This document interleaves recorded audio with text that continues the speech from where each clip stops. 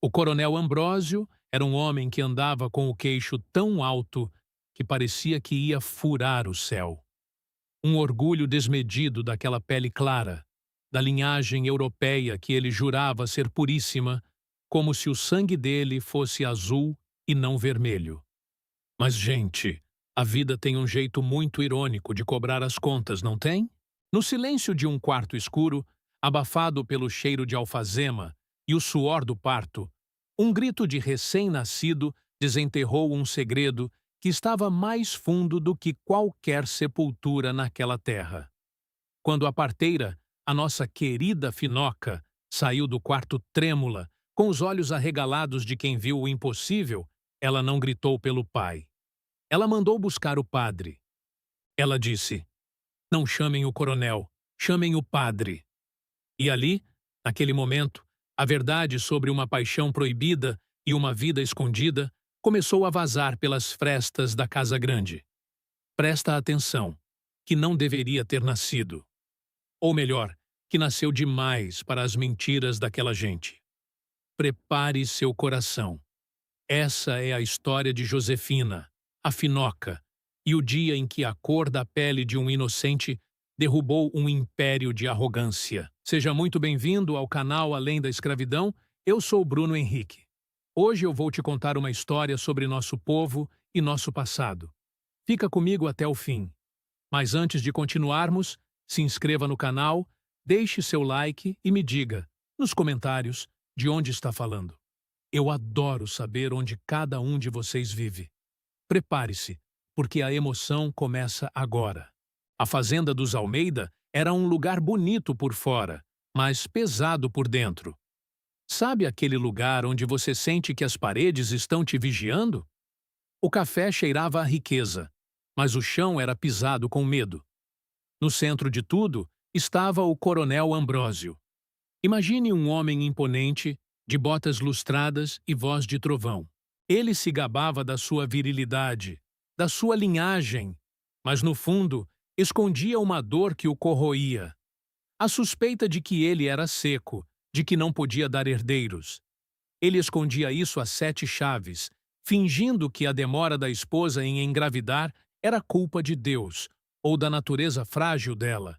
E tinha a dona Cecília, a Sinhá, uma mulher de uma beleza fria, dessas que parece que foram esculpidas em mármore, sempre na igreja, sempre de véu, a personificação da pureza cristã. Mas o mármore também racha, né? Anos antes, Cecília tinha vivido um fogo que a religião não apagou. Um caso proibido com um feitor de pele retinta, um homem que a olhava como o coronel nunca foi capaz. E quem cuidava de tudo ali era a Finoca. A Finoca era o tipo de mulher que a gente olha e sente paz. Mãos calejadas de quem já trouxe centenas de almas para este mundo. Olhos que pareciam ler o que estava escrito no verso da alma da gente. Ela era a guardiã dos nascimentos e, principalmente, dos segredos. Finoca sabia que o corpo humano não mente. Ela conhecia os sinais. Quando a sinhá Cecília finalmente, milagrosamente engravidou, o coronel estufou o peito, achando que tinha vencido a própria biologia. Mas a Finoca, a Finoca olhava para aquela barriga e sentia que algo estava diferente. Ela sentia o peso do segredo. A noite do parto foi uma daquelas noites em que até o vento parece que para de soprar para escutar o que está acontecendo. O coronel andava de um lado para o outro no salão, bebendo conhaque, comemorando o herdeiro legítimo que ia perpetuar o nome dos Almeida. Enquanto isso, lá em cima, no quarto, o drama era outro. O cheiro de sangue e velas queimando tomava conta do ar. Cecília gritava, mas não era só de dor física, era o medo do que estava por vir. Finoca estava lá, firme, amparando, limpando o suor, mas quando o bebê finalmente escorregou para as mãos dela, o mundo parou. O bebê não era rosado como o coronel.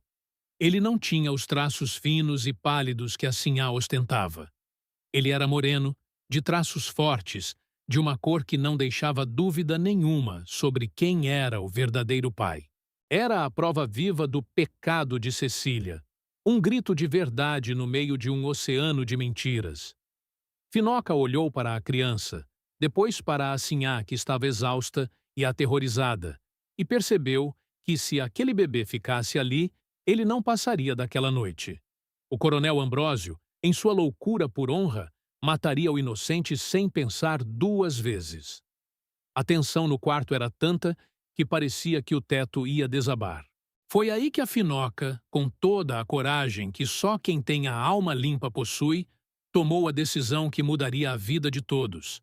Ela limpou o bebê, enrolou ele em panos grossos e deu a ordem que ecoa até hoje nas lendas daquela região. Não chamem o coronel, chamem o padre Aurélio, agora. A paz antes da tempestade tinha acabado. O jogo da sobrevivência tinha acabado de começar. Sabe, meu povo, tem horas que o destino parece que gosta de brincar com a nossa cara. Mas tem outras que ele resolve cobrar o preço de cada mentira contada no pé do ouvido. Naquela noite, o quarto da sinhá Cecília parecia uma panela de pressão prestes a explodir. O suor escorria pelo rosto dela. Mas não era só o esforço do parto, não. Era um pavor que vinha de dentro, um frio que subia pela espinha cada vez que ela olhava para a porta. E do lado de fora? Do lado de fora, o coronel Ambrósio já estava distribuindo charutos, rindo grosso, falando de como o herdeiro dos Almeida ia ser a cara dele, sangue puro, como ele gostava de dizer com aquela arrogância que só quem se acha dono do mundo tem. Mas olha só como são as coisas. A Finoca, com aquelas mãos que pareciam ter vida própria, estava ali, sentindo a criança coroar. O cheiro de ferro do sangue se misturava com o perfume de alfazema que a sinhá usava para tentar disfarçar o medo, mas não tinha perfume que desse jeito no que estava por vir. Quando a criança finalmente escorregou e deu aquele primeiro choro, aquele grito de vida que devia ser uma alegria, o quarto mergulhou num silêncio que doía nos ouvidos. A Finoca parou. O tempo parou. O bebê que ela segurava nos braços, todo lambuzado, não era o que o coronel esperava. A pele dele era de um castanho profundo, retinta, e os traços... os traços não negavam. Aquele menino era a imagem esculpida e escarrada de um desejo que a Cecília tentou enterrar na memória, mas que o útero resolveu denunciar. A sinhá olhou para o filho, e o que ela sentiu não foi amor de mãe, foi o terror da morte. Ela viu ali a sua própria sentença. O segredo dela, aquele caso ardente com o feitor da fazenda vizinha, um homem de pele escura e olhos intensos, tinha acabado de ganhar nome, corpo e voz. Cala ele, Finoca! Pelo amor de Deus, cala esse menino! A Cecília sussurrou, a voz saindo como um rasgo de pano velho. Ela sabia que se o Ambrósio entrasse por aquela porta, o chão do quarto ia ser lavado com o sangue daquele inocente. O coronel era um homem de honra, e para ele, honra se lavava com tragédia. A Finoca, por um segundo, sentiu o peso do mundo.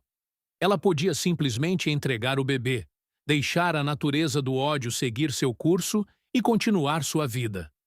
Mas o coração daquela preta era um santuário. Ela olhou para os olhinhos do bebê, que ainda nem sabiam em que confusão tinham se metido, e sentiu uma indignação que subiu da sola do pé. Como é que pode, né? Um ser tão pequeno já nascer sendo um crime? Foi aí que o incidente incitante aconteceu. O coronel bateu na porta. E aí, Finoca? É homem? Deixa eu ver, meu campeão. O grito dele lá fora fez a Cecília quase desmaiar de pânico. Foi o momento da escolha. A Finoca olhou para a sinhá, viu a fraqueza de uma mulher que preferia ver o filho morto a perder o status e decidiu que ela seria a escudo daquela criança. Ela não abriu a porta para o coronel. Em vez disso, ela encostou o rosto na madeira e, com uma voz que não tremeu nem 1 milímetro, disse: Ainda não, coronel. Teve complicação. O senhor fique aí. Chame o padre Aurélio agora. O menino nasceu com uma marca de maldição. Precisa de bênção antes de qualquer olho humano ver. Senão a alma dele se perde e a desgraça cai sobre essa casa. O Ambrósio, que era ignorante e supersticioso, como todo homem que se acha superior, gelou. Ele recuou, tropeçando nas próprias botas, e mandou o capataz voando buscar o padre. Enquanto isso, dentro do quarto, o pacto de sangue estava sendo selado. A Finoca, com uma autoridade que calou até o choro da sinhá, começou a agir. A senhora vai dizer que ele nasceu morto, ela disse, limpando o bebê com rapidez. Eu vou dar um jeito, mas esse menino nunca mais pode ser visto por essas bandas como um Almeida. A Cecília, covarde que só ela, concordou na hora. Ela só queria que aquele erro sumisse. Antes de eu te contar como o padre entrou nessa história, eu quero te perguntar uma coisa sincera. Você já teve que esconder uma verdade difícil para proteger alguém que amava? Comenta aqui embaixo. A verdade liberta, porque o que a Finoca fez foi por amor. Mas o preço foi uma mentira que duraria décadas. Aproveita e se inscreve, porque o que esse padre vai fazer agora vai te deixar de cabelo em pé. O padre Aurélio chegou suado, com a batina suja de barro. Ele era jovem, ambicioso, queria crescer na igreja e sabia que os Almeida eram quem pagavam o dízimo que mantinha a paróquia de pé. Quando ele entrou no quarto e viu a criança, o queixo dele caiu. Ele olhou para a Finoca, olhou para a sinhá desfalecida e entendeu o jogo. Padre, a Finoca disse, segurando o bebê contra o peito. O senhor vai declarar que batizou um natimorto. O senhor vai ajudar a enterrar um caixão vazio amanhã cedo. E em troca, o segredo da sinhá morre aqui, e a honra do coronel continua intacta. O padre hesitou. A moralidade dele brigou com a ambição por uns 10 segundos, mas quando a sinhá Cecília ofereceu uma doação generosa para a nova ala da igreja, o silêncio dele foi comprado. A Finoca, porém, não era boba. Ela sabia que o padre e a sinhá podiam mudar de ideia e dar fim no menino depois. Então, ela pegou uma pequena medalha de prata que trazia no pescoço, uma relíquia de sua própria mãe, e prendeu com um cordão de couro no pescocinho do bebê. Ele vai comigo. Vai ser criado pelos agregados lá no pé da serra, como se fosse um órfão qualquer. Naquela noite, sob uma chuva fininha que parecia as lágrimas de Deus, um caixão pequeno e leve foi preparado. O coronel chorou um choro seco, de raiva por não ter o herdeiro, mas aliviado por não ter que lidar com um filho amaldiçoado, como a Finoca inventou. Mal sabia ele que o verdadeiro herdeiro estava cruzando a fronteira da fazenda no colo da parteira, envolto em panos velhos, levando no peito uma medalha de prata e no sangue a força de uma raça que eles tentavam esmagar. O nascimento do segredo estava completo. O tempo agora era o senhor da razão. E a Finoca? A Finoca ia guardar essa bomba relógio por 20 longos anos. Pois é, minha gente. O tempo é um bicho curioso. Ele não corre, ele mói. Ele vai triturando as lembranças, vai sedimentando as mentiras até elas parecerem verdades de pedra. Mas a verdade... a verdade é como uma semente debaixo do asfalto. Uma hora, ela racha o concreto e sai para respirar. 20 anos se passaram desde aquela noite de tempestade e silêncio na fazenda dos Almeida. 20 anos que aquela mentira foi alimentada com o melhor banquete que o dinheiro e a hipocrisia podiam comprar. A casa grande continuava imponente, mas, se você olhasse de perto, as paredes pareciam cansadas de guardar tanto segredo. O coronel Ambrósio envelheceu como um vinho azedo. O corpo foi ficando curvado, mas o orgulho continuava do mesmo tamanho. Ele agora andava com uma bengala de castão de prata, batendo no chão com força, como se quisesse avisar a terra que ele ainda era o dono. Ele vivia de aparências, falando da sua linhagem, da pureza do seu sangue, enquanto por dentro era um homem oco. Como o filho legítimo nunca veio, e a gente sabe bem o porquê, né? Ele acabou trazendo um sobrinho, um rapaz arrogante e sem alma, para ser o herdeiro de tudo. O coronel olhava para o rapaz e tentava enxergar a si mesmo, mas no fundo, ele sentia um vazio que conhaque nenhum preenchia. E assim a Cecília. Ah, meu povo, a Cecília se tornou uma sombra vestida de seda. Ela virou a mulher mais devota da região. Não perdia uma missa, vivia de joelhos no confessionário, doando fortunas para a igreja. O povo dizia, que santa! Mas a Finoca, lá do seu cantinho, sabia que aqueles joelhos calejados não eram de santidade, eram de culpa. Cada vez que a Cecília fechava os olhos, ela ouvia o choro daquele bebê moreno que ela rejeitou. Cada vez que ela olhava para o cemitério da fazenda e via o túmulo de mármore onde o natimorto supostamente descansava, o estômago dela revirava. Ela sabia que ali só tinha terra e pedras. O verdadeiro filho dela era um fantasma que rondava seus sonhos. Enquanto isso, lá no pé da serra, longe do luxo e da podridão da casa grande, a vida florescia de um jeito diferente. O menino João cresceu. E como cresceu? Sabe aquele tipo de homem que parece que foi feito de madeira de lei? Forte, de um sorriso que iluminava o rosto e uma inteligência que não vinha dos livros, mas do sangue. Ele foi criado por uma família de agregados, gente humilde, de coração gigante, que a Finoca escolheu a dedo. João achava que era órfão de pai e mãe, mas ele sentia que não pertencia totalmente àquele lugar.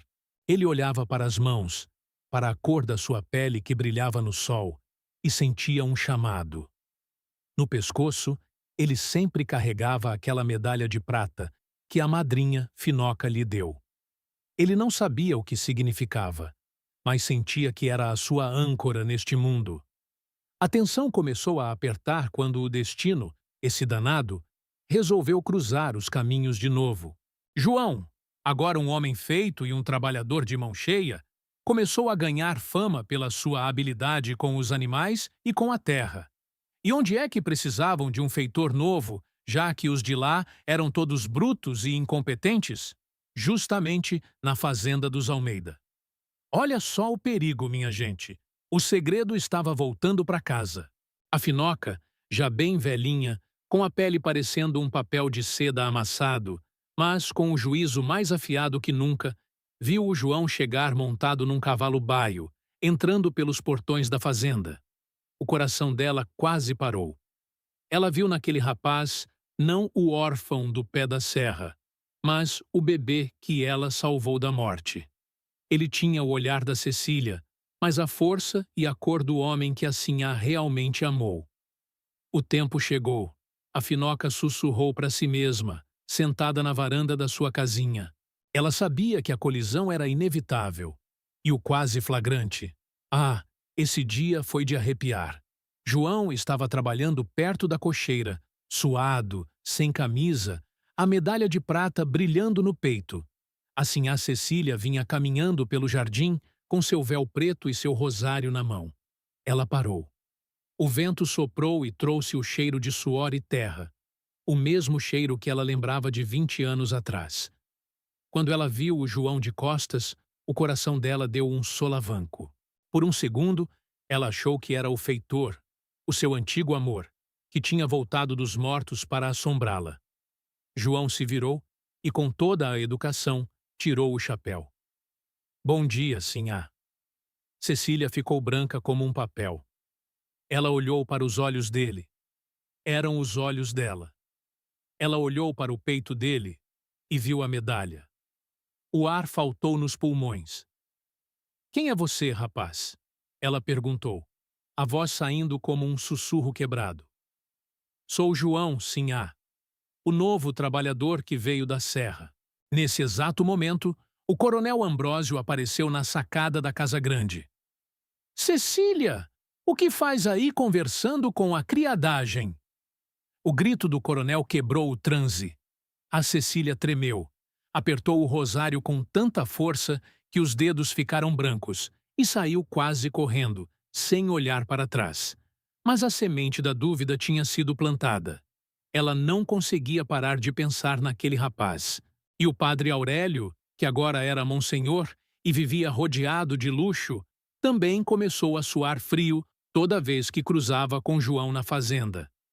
Eles sabiam que o castelo de cartas estava balançando. Antes de eu te contar como esse castelo desabou, deixa eu te pedir uma coisa. Você consegue sentir o peso desse segredo?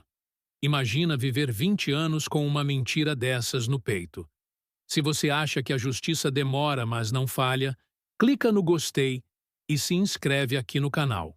Histórias como essa mostram que a honra de verdade não está no sobrenome, mas na coragem de encarar a verdade. Comenta aqui embaixo. O sangue não mente. Quero ver quem está acompanhando de verdade. A tensão na fazenda ficou insuportável. Era como se a terra estivesse esperando um terremoto. O coronel Ambrósio começou a implicar com João sem motivo nenhum.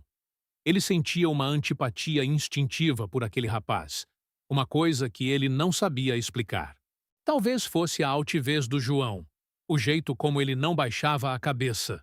O coronel sentia que aquele negro, como ele dizia com desprezo, tinha algo que ele nunca teria: uma verdade interna. Certa tarde, o coronel, num acesso de raiva porque um serviço não foi feito do jeito que ele queria, levantou a bengala para bater no João. O rapaz, com uma rapidez de lince, segurou o braço do coronel no ar.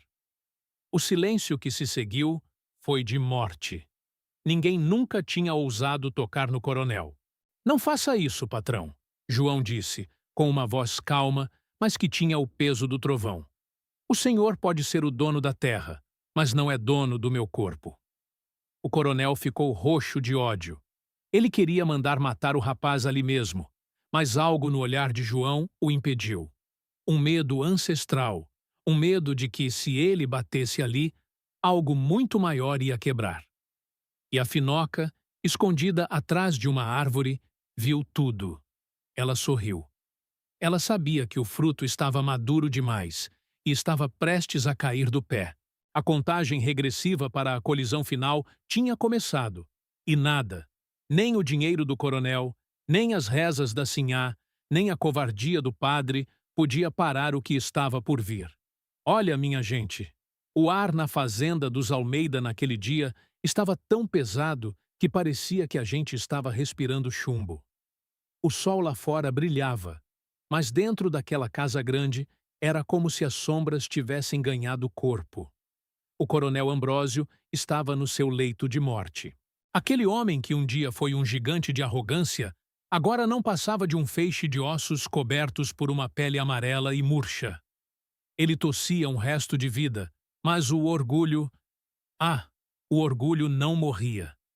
Ele queria garantir que sua linhagem pura continuasse mandando naquelas terras, mesmo que ele não estivesse mais lá para ver.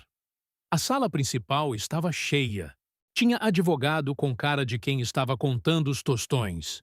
O sobrinho herdeiro já com aquele ar de dono. A dona Cecília vestida de um preto tão profundo que parecia que ela ia sumir no meio das cortinas. E o padre Aurélio, agora monsenhor, com aquele suor frio escorrendo pela testa. João, o rapaz da serra, estava no fundo, perto da porta, com o chapéu na mão, sem entender direito por que sentia aquele aperto no peito, como se as paredes estivessem tentando contar algo para ele. O advogado pigarreou e começou a ler. Eu, Ambrósio de Almeida, em pleno uso de minhas faculdades, deixo todas as minhas terras e posses para o meu único herdeiro de sangue. Foi nesse momento que a porta se abriu com um estrondo que não combinava com a fragilidade de quem estava entrando. Era a Finoca. Ela não caminhava. Ela parecia flutuar com a força de um destino que não podia mais ser adiado. Ela estava com o vestido mais limpo que tinha e trazia nas mãos um caderno velho, de capa de couro gasta, e uma determinação que fez o advogado perder a voz. Pare tudo! A voz da Finoca saiu firme, ecoando por cada canto daquele salão. Essa leitura é uma mentira. Essa herança está sendo construída sobre uma sepultura vazia. O coronel, lá do quarto, ouviu. Ele soltou um gemido que parecia um rosnado. Quem? Quem ousa? Ele tentou gritar, mas a voz era só um chiado. O sobrinho tentou expulsar a velha, mas a Finoca levantou a mão e ele parou, hipnotizado pelos olhos dela, que brilhavam como fogo. 20 anos, coronel, a Finoca disse, caminhando até o centro da sala. 20 anos que o senhor chora por um filho que nunca morreu e se orgulha de um sangue que o senhor não pôde dar. 20 anos que a verdade está enterrada, mas hoje a terra resolveu devolver o que é dela. A dona Cecília começou a tremer tanto que o rosário caiu no chão, fazendo um barulho de vidro quebrado. O padre Aurélio tentou intervir, mas a Finoca apontou o dedo para ele. O senhor também, padre. O senhor que batizou a mentira e ajudou a esconder o fruto do amor para salvar o dízimo da igreja. O senhor sabe que o caixão do natimorto que o senhor abençoou estava cheio de pedras e panos velhos. O silêncio que se seguiu foi o mais doloroso que eu já vi. A Finoca abriu o caderno. Era o seu diário de parteira. Ali, ela anotava cada nascimento, cada marca, cada detalhe que ninguém mais via. No dia 14 de maio, às 3 da manhã, nasceu o herdeiro dos Almeida. Um menino forte, de pele escura como a noite e alma clara como o dia. Filho de Cecília e do homem que ela realmente amou, e não do senhor, coronel, que sempre foi seco como o deserto. Gente, imagina o choque. O salão parecia que ia desabar. A Finoca chamou o João. O rapaz caminhou até o centro, confuso, o coração batendo na garganta. Ela pediu para ele tirar a medalha de prata do pescoço. Vejam, ela gritou. Essa medalha é o par daquela que está guardada na caixa de joias da Sinhá. Ela foi a marca que eu deixei para que o destino nunca se perdesse. A Cecília, desmascarada diante de toda a sociedade, não aguentou mais. Ela desabou de joelhos, chorando um choro que parecia um uivo. É verdade, é verdade, ela gritava batendo no peito. Ele é meu filho, o meu João. O padre Aurélio baixou a cabeça, confirmando com um silêncio que era pior do que qualquer confissão. O choque foi tão grande que o coronel Ambrósio, no quarto ao lado, deu um último grito. Foi um grito de raiva, de vergonha, de dor absoluta ao perceber que toda a sua vida de arrogância tinha sido uma farsa completa. O coração dele, que já estava por um fio, simplesmente parou. Ele morreu sabendo que o seu herdeiro de sangue era, na verdade, o rapaz que ele tentou chicotear dias atrás. Justiça poética? Pode ser. Mas foi a justiça da verdade. O clímax foi total. O sobrinho arrogante viu a fortuna escorrer pelos dedos. A Sinhá estava no chão, destruída pela própria covardia. E o João? O João olhava para a Finoca, depois para a Sinhá e depois para as próprias mãos. Ele não era mais o órfão da serra. Ele era o dono de tudo aquilo, o fruto de uma paixão que desafiou o ódio e de uma parteira que desafiou o poder. A verdade tinha chegado, e ela não pedia licença. O império dos Almeida tinha caído, e das cinzas dele, um novo homem estava nascendo. Depois que a poeira baixou naquele salão, o silêncio que ficou não era de paz, era de cansaço. Sabe aquele cansaço de quem carregou uma pedra nas costas por décadas e finalmente pôde soltar? Pois é. A fazenda dos Almeida, que por tanto tempo foi o símbolo da perfeição e da nobreza do café, agora era apenas uma casa cheia de ecos e de gente que não conseguia se olhar nos olhos. A verdade, quando chega desse jeito, ela não pede licença e nem pede desculpa. Ela rasga o que é mentira e deixa as feridas expostas no sol para quem quiser ver. O coronel Ambrósio foi enterrado numa manhã cinzenta. Foi um enterro seco. Sabe quando tem muita gente, mas ninguém está realmente ali por amor? Pois então, os outros fazendeiros foram para conferir se o gigante tinha caído mesmo. E o sobrinho, que já se sentia dono de tudo, estava mais preocupado com a partilha dos bens do que com o corpo no caixão. O Ambrósio morreu do que ele mais temia, de desonra. Ele, que passou a vida gritando sobre a pureza do seu sangue, morreu sabendo que sua linhagem era uma ilusão e que o único herdeiro daquela terra tinha a cor da pele que ele tanto desprezou. O destino tem um senso de humor bem ácido, né, gente? E a dona Cecília, a Cecília, a santa da paróquia. Ela não foi expulsa da fazenda, mas o exílio dela foi pior. Ela foi exilada do respeito. As mesmas senhoras que antes disputavam um lugar ao lado dela nos bancos da igreja, agora mudavam de calçada quando ela passava. Ela terminou seus dias trancada num quartinho nos fundos da Casa Grande, aquele mesmo lugar onde ela tentou esconder o seu pecado. Ela vivia cercada de santinhos e terços, mas dizem que, nas noites de lua cheia, ela abria a janela e ficava olhando para o pé da serra, talvez procurando o rastro do amor que ela não teve coragem de assumir ou do filho que ela aceitou jogar fora. A culpa, meu povo, é uma prisão que não precisa de grade. O padre Aurélio, o monsenhor ambicioso, não demorou para ser afastado. O escândalo correu às sacristias e a cúpula da igreja não pôde fazer vista grossa. Ele foi mandado para uma paróquia pobre, lá nos confins do sertão, onde o dízimo mal dava para o pão e o vinho. Ele, que vendeu o silêncio por ouro, terminou a vida ouvindo as confissões de gente sofrida, tendo que encarar todos os dias a própria covardia no espelho daquelas almas simples. Mas e o nosso João? O João da medalha de prata? O rapaz se viu diante de um império. Ele tinha o direito legal de assumir tudo, de ser o novo coronel, de pisar naquela varanda e dar as ordens. Mas o João tinha algo que o Ambrósio nunca teve: dignidade. Ele não quis o sobrenome Almeida.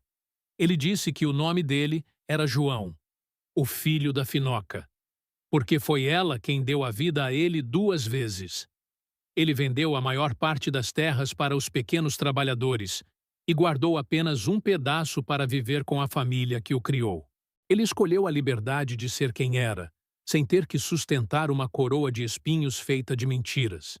A Finoca, a nossa heroína silenciosa. Ela viveu o suficiente para ver o João caminhar de cabeça erguida.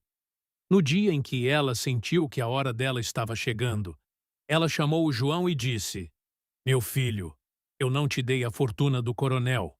Eu te dei o direito de saber quem você é. Nunca deixe ninguém dizer que o seu sangue vale menos que o deles." Ela morreu dormindo, com um sorriso leve nos lábios, como quem cumpriu a missão mais difícil que Deus pode dar a uma mulher: guardar a vida contra o ódio. Gente, se essa história de coragem e de justiça tocou o seu coração, se você também acredita que nenhuma mentira dura para sempre, deixa o seu like aqui. Esse pequeno gesto ajuda a manter viva a memória de pessoas como a Finoca, que lutaram nas sombras para que a luz pudesse brilhar um dia. Se inscreva no canal e compartilhe esse vídeo com alguém que precisa saber que, no final, a verdade sempre encontra o seu caminho. A moral dessa história é uma lição que a gente nunca pode esquecer. A verdadeira linhagem de um ser humano não está na cor da pele, nem na conta bancária, e muito menos no brasão que ele carrega na parede. A honra de verdade é feita de caráter, de coragem e de verdade. O coronel tinha tudo e morreu sem nada. O João não tinha nada e terminou com o mundo inteiro nos pés, porque ele era dono da sua própria história. A ancestralidade é uma força poderosa. Ela sobrevive aos chicotes, às senzalas e às casas grandes, porque o sangue que corre nas nossas veias carrega o grito de quem veio antes da gente exigindo justiça. E a justiça, meus amigos, pode tardar, mas ela não erra o endereço. No fim das contas, a parteira estava certa. Não era caso de coronel, era caso de Deus. E Deus, como a gente sabe, escreve direito por linhas que a gente, às vezes, só entende depois de 20 anos.